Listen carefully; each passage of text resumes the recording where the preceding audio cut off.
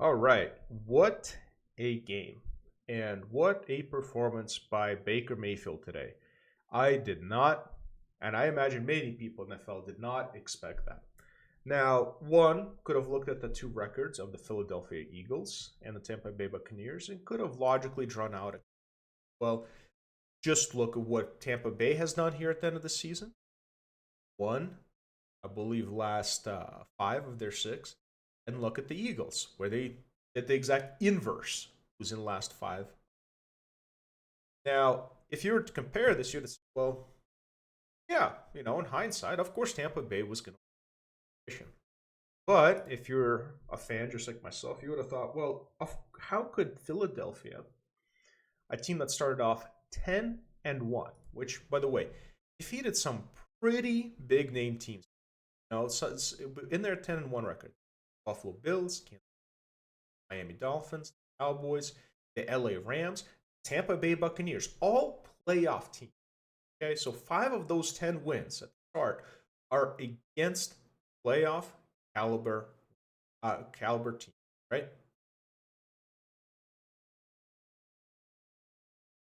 Unprecedented. And I feel you, Philadelphia. This is going to be a tough one. Now, Philadelphia, Detroit, has a history and an expectation of success that any would find the season to, right? Because this is not a direction that you expected your after this 10-1 start, you expected them to go in a very, very different, much more positive direction. They were a hungry team. They got their revenge against Kansas City, and you thought, man, this is the laps like this. I feel you, Philadelphia. I feel you. On the other side, you got Baker Mayfield. This one's interesting because Baker Mayfield decided to do what Jared Goff did. Let's go to a team where you have very big shoes to fill. Matthew Stafford leaves, wins the Super Bowl. Jared Goff comes in and has to replace and replicate the success in Detroit that Matthew Stafford left. Now, you might be saying, well, Matthew Stafford didn't have success. Well, again, we got to keep things relative here because Detroit is a historically bad franchise. And Matthew Stafford did do something that we did. Well, we expected it out of him, but again, he did something that Detroit was very happy with. 3 playoff appearances and a couple of winning seasons. For a team that was at one point 0-16. So what does Baker do? Baker goes down to Tampa Bay, played for the Rams last year, and after unceremoniously Cleveland, right? And what's on a record like this? Start off the season somewhat well, do a bunch of losing right here in between, including the matchup that we're about to witness later this week. Lions, and then finishes off the season with the last 5 of their 6. All right.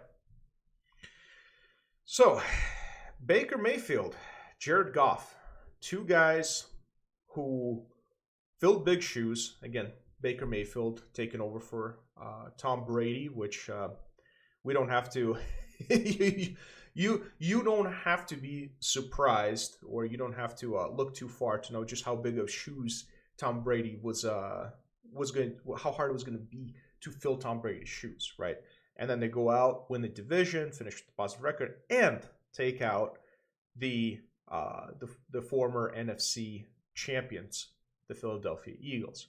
And just to know how big of a shoes Tom Brady was to fill, let's just see Tom Brady sand. Now, this is great. This is always my favorite. So here's Tom Brady, and the sand that he sat on when he retired, 100,000. Okay, that's how big of shoes that Baker Mayfield had to fill. That the guy who he replaced, just by sitting on a beach and filming a random video of his retirement, the sand he sat on was worth $100,000. Okay, that's that's a 1-year budget for a family. Okay, So, and Baker Mayfield, to his credit, he delivers, right? Now we're going to see, okay, who did the better job for their club in this division weekend. And again, as a fan, if you would have come up to me and you said, okay, in the NFC Championship this year, you're going to have two teams. Now, if you said the San Francisco 49ers and Philadelphia Eagles, people would be like, okay, a rematch from the past. You might have said, well, maybe Seattle gets hot. Okay, maybe there's a couple of other teams that like vie for it. Dallas, was obviously in the conversation. I don't think one of the opponents or one of the teams that is going to be in the NFC Championship game, I don't think anybody predicted Tampa Bay or Detroit. Okay, and that is going to be one of the teams in the NFC Championship game. And if you said one of the quarterbacks that's going to be gatekeeping the Super Bowl for the NFC is going to be either Jared Goff or Baker Mayfield, I would have been like, that is crazy. And one of those guys is going to be in a championship game. Okay? I would say that's a pretty impressive and interesting season. And on top of that, and you would have said like Baker Mayfield, who had to fill in for Tom Brady, an insane legacy. If you think about just how, again, Tom Brady's retirement sand is worth almost $100,000. Okay, and then Jared Goff, who has to go out there, beat the guy who replaced him in Los Angeles, and just have an absolute fight in the trenches out there in Detroit. Like what an insane game that was. And now we get to see who is. I mean, I think both guys, by the way, just going to return next year. Obviously, Baker Mayfield. I mean, you don't win a playoff game like that against even as bad as Philadelphia was. You don't win a playoff game like that and not get a chance to start again next year. Okay. Also the division. Same thing with Jared Goff. On the other side, we'll see let's see if the Green Bay Packers are for real. Because, boy, if Green Bay wins in San Francisco, that means that the NFC Championship game would either have to go to Tampa or Detroit, which is, again, also a wild thing to consider. Okay.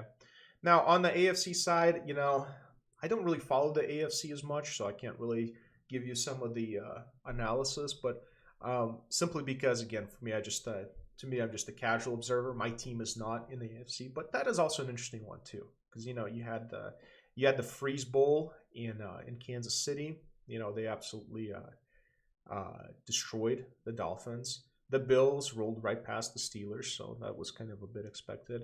But you never know, because again, the Steelers are just one of those teams that they're just like always good, but much in the same way the Cowboys just never quite really materialize in the same way.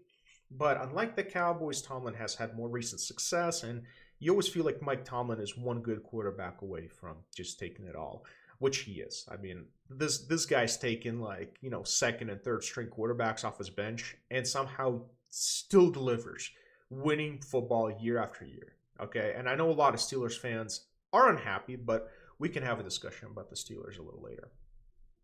Okay, so big takeaways. Philadelphia has a legendary meltdown late in the stretch. I feel for you, Philly. I mean, been there, seen that, felt that. Not a good feeling. Your team almost won the Super Bowl, and now you don't even know who's your coach. You don't know if Jason Kelce is going to come back. You don't know anything. Everything's in flux. Now, to be fair, you do have a good quarterback in Jalen Hurts, a proven quarterback. Who's had postseason success, who got off to a very good hot start this year, and then there's a chance you could recapture that lightning in the bottle again. So part of it is of course, there is going to be a level of doomerism here, but Philadelphia, I would fear not.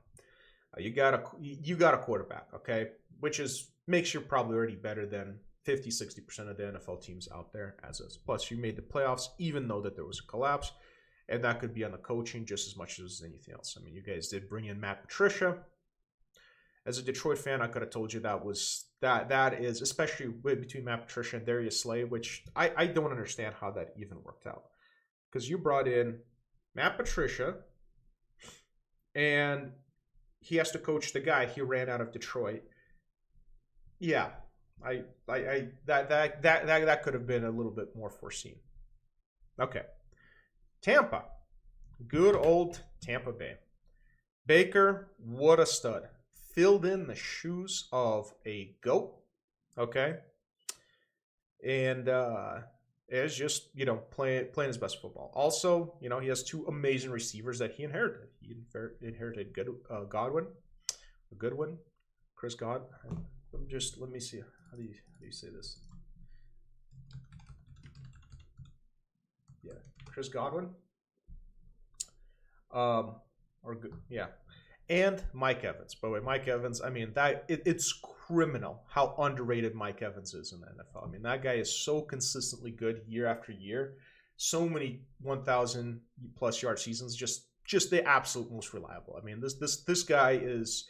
I mean this guy should be like the Barry Sanders of the of the wide receiver position. I mean it's criminal how underrated this guy is, considering that for some of those years he was catching passes from Jameis Winston. Okay, just remember that. Okay, so yeah, Detroit's gonna have its handful because those two guys. I mean, they will. Our secondary is our weakest thing, and you got two stud receivers out there in that secondary. So our pass rush better get there, which, by the way, that's how we pretty much won the game last time. Like our pass rush and our pressure on Baker just like forced him to make a lot of inaccurate throws. Said I watched the Tampa Bay Detroit game and I was just like, yeah, that's how we won. It wasn't the high scoring affair. I mean, we weren't exactly like yeah, we kind of like ran at will. I imagine they're going to tighten that up. But anyway, I'll do the preview for that game probably a little later this week. So anyway, so that's the big takeaway. So Baker filled in big shoes. Decided to do his best Jared Goff impression and win a football game for his club, although on a much more compressed timeline, which, boy, I wish I knew what that felt like. And then Eagles. I mean, it's a rebuild year. You don't know. Your coach is probably for sure out. I give it a 90% chance. I'd be surprised if he comes back. And there's a good chance your center doesn't return. Well, or maybe he does. I mean, Jalen Hurts could. That's a guy you can give another season to. Okay, you could give him a benefit of the doubt. You could give him another season.